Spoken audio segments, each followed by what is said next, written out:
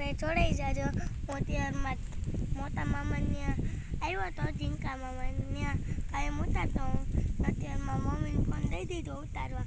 ના કેરીઓ છે અહીંથી મામાને બહુ કેરીઓ છે. તમને દેખાડી મામાનું ઘર. હું અત્યારે કેરીઓ તોડું કહું.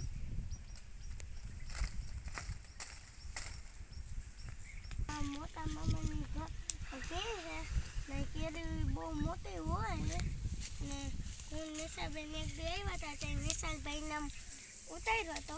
તમને મોટા મામાનું ઘર દેખાડું. હાલ